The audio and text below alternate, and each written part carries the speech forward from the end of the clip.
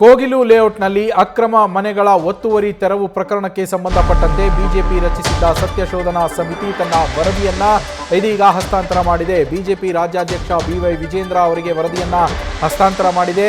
ಸಮಿತಿಯ ಸದಸ್ಯರು ವರದಿಯಲ್ಲಿ ಆದ ಅಕ್ರಮಗಳ ಬಗ್ಗೆ, ಅಲ್ಲಿ ಏನೇನು ಅಕ್ರಮಗಳಾಗಿತ್ತು ಅದರ ಬಗ್ಗೆ ಪಿನ್ ಟು ಪಿನ್ ಮಾಹಿತಿಯನ್ನ ಉಲ್ಲೇಖ ಮಾಡಿದ್ದಾರೆ.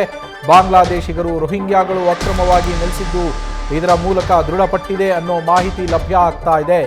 ಆಧಾರ್ ಕಾರ್ಡ್ ಹಾಗೂ ವೋಟರ್ ಐಡಿ ದಾಖಲೆಗಳನ್ನು ತೋರಿಸಿದ್ದು ಇದರಲ್ಲಿ ಉಲ್ಲೇಖ ಮಾಡಿದ್ದಾರೆ. ಅದರ ಮೂಲಕ ಅಕ್ರಮವಾಗಿ ಇಲ್ಲಿ ನೆಲೆಸಿದ್ರು ಅನ್ನೋದು ಕೂಡ ಬಹಿರಂಗ ಆಗ್ತಾ ಇದೆ. ಈ ಸಮಿತಿ ಸ್ಥಳಕ್ಕೆ ಭೇಟಿ ನೀಡುವ ಮುನ್ನವೇ ಬೇರೆ ಕಡೆಗೆ ಅವರನ್ನ ವರ್ಗಾವಣೆ ಮಾಡಲಾಗಿತ್ತು. ಕೋಗಿಲು ಅಕ್ರಮ ಒತ್ತುವರಿ ಕೇಸ್ನಲ್ಲಿ ಸರ್ಕಾರದ ನಡೆಯೇ ಅನುಮಾನಾಸ್ಪದವಾಗಿದೆ. ಹೀಗಾಗಿ ಈ ಕೇಸನ್ನ ಎನ್ಐಎಗೆ ವಹಿಸಬೇಕು ಅಂತ ಸತ್ಯಶೋಧನಾ ಸಮಿತಿ ತನ್ನ ವರದಿಯಲ್ಲಿ ಉಲ್ಲೇಖ ಮಾಡಿದೆ. ಕೋಗಿಲು ವಿಚಾರವಾಗಿ ಸತ್ಯಶೋಧನಾ ಸಮಿತಿ ಇವತ್ತು ವರದಿಯನ್ನು ಕೊಟ್ಟಿದ್ದಾರೆ. ಸನ್ಮಾನ್ಯ ವಿಶ್ವನಾಥ್ ಅವರು ಆ ಸ್ಥಳಕ್ಕೆ ಹೋಗಿ ಕಳೆದ 1 ವಾರಗಳ ಕಾಲ ಅಧ್ಯಯನ ಮಾಡಿ ದಾಖಲೆಗಳನ್ನ ಸಂಗ್ರಹ ಮಾಡಿ ಇವತ್ತು ಕೊಟ್ಟಿದ್ದಾರೆ. ನಾವು ಗವರ್ನರ್ಗೂ ಕೇಳಿದ್ವಿ. 36 ಲಕ್ಷ ಜನ ವೇಟಿಂಗ್ ಮಾಡ್ತಾ ಇದ್ದಾರೆ. ದುಡ್ಡು ಕಟ್ಟಿ 50,000 ಕಟ್ಟಿದ್ದಾರೆ, 1 ಲಕ್ಷ ಕಟ್ಟಿದ್ದಾರೆ, ಕೆಲವರು 10 ಲಕ್ಷ ಕಟ್ಟಿದ್ದಾರೆ.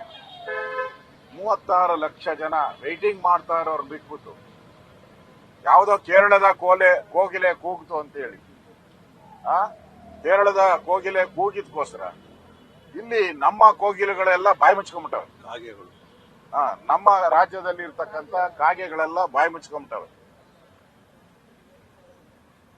ಇವತ್ತು ಕೇರಳದ ಸರ್ಕಾರ ಕರ್ನಾಟಕವನ್ನ ಆಳ್ತಾ ಇದೆಯಾ? ಕೇರಳದಲ್ಲಿರುವ ವೇಣುಗೋಪಾಲ್ ಅವರು ಅಲ್ಲಿನ ಮುಖ್ಯಮಂತ್ರಿ, INDA ಪಾರ್ಟ್ನರ್ ಮುಖ್ಯಮಂತ್ರಿ,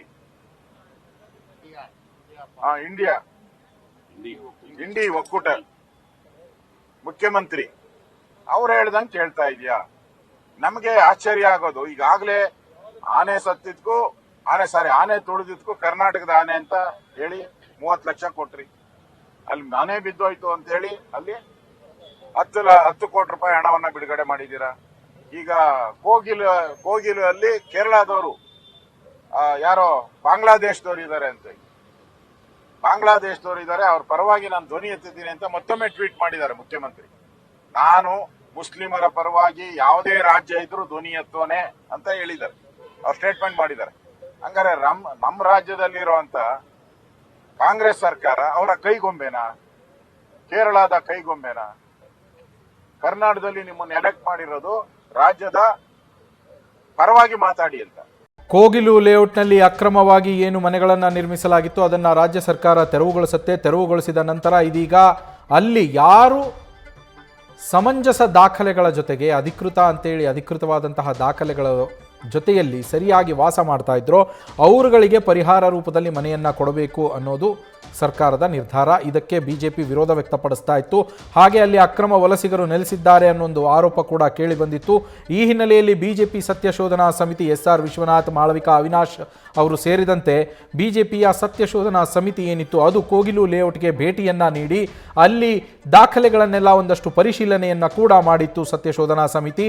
ಅದರ ವರದಿಯನ್ನ ಸಿದ್ಧಪಡಿಸಿತ್ತು. ಆ ವರದಿಯನ್ನ ಇವತ್ತು ಬಿಜೆಪಿ ರಾಜ್ಯಾಧ್ಯಕ್ಷ ಬಿವೈ ವಿಜಯೇಂದ್ರ ಅವರಿಗೆ ಸತ್ಯಶೋಧನಾ ಸಮಿತಿಯ ಮುಖಂಡರಾದಂತಹ ಶಾಸಕ SR ವಿಶ್ವನಾಥ್ ಅವರು ಸಲ್ಲಿಕೆಯನ್ನ ಮಾಡಿದ್ದಾರೆ. ಇವತ್ತು ಬಿಜೆಪಿಯ ಜಗನ್ನಾಥ ಕಚೇರಿಯಲ್ಲಿ ಬಿವೈ ವಿಜೇಂದ್ರ ಅವರಿಗೆ ಹಸ್ತಾಂತರವನ್ನ ಮಾಡಲಾಗಿದೆ ಸದಸ್ಯರ ಮೂಲಕ ವರದಿಯನ್ನ. ಆ ವರದಿಯಲ್ಲಿ ಕೋಗಿಲು ಲೇಔಟ್ನಲ್ಲಿ ಅಕ್ರಮವಾಗಿ ಬಾಂಗ್ಲಾದೇಶದಿಂದ ಬಂದಂತಹ ವಲಸಿಗರು ಹಾಗೆ ರೋಹಿಂಗ್ಯಾಗಳು, ಮಯನ್ಮಾರ್ನ ಮುಸ್ಲಿಂ ಕಮ್ಯುನಿಟಿ ಏನಿದೆ ಅವರುಗಳು ಕೂಡ ಅಲ್ಲಿ ಅಕ್ರಮವಾಗಿ ನೆಲೆಸಿದ್ರು. ಆದರೆ ನಾವು ಹೋಗೋದಕ್ಕಿಂತ ಮುಂಚೆನೆ ಸರ್ಕಾರ ಅವರನ್ನೆಲ್ಲ ಅಲ್ಲಿಂದ ಸ್ಥಳಾಂತರ ಮಾಡಿಬಿಟ್ಟಿದೆ. ಹಾಗಾಗಿ ಈ ಪ್ರಕರಣವನ್ನ NIAಗೆ ವಹಿಸಬೇಕು ಅಂತ ಈಗಾಗಲೇ ಅವರು ತಮ್ಮ ವರದಿಯಲ್ಲಿ ಉಲ್ಲೇಖವನ್ನ ಮಾಡಿದ್ದಾರೆ. ಆ ವರದಿಯನ್ನ ಬಿವೈ ವಿಜೇಂದ್ರ ಅವರಿಗೆ ಹಸ್ತಾಂತರವನ್ನ ಮಾಡಿದ್ದಾರೆ. ದೃಶ್ಯಗಳಲ್ಲಿ ಗಮನಿಸ್ತಾ ಇದ್ದೀರಾ.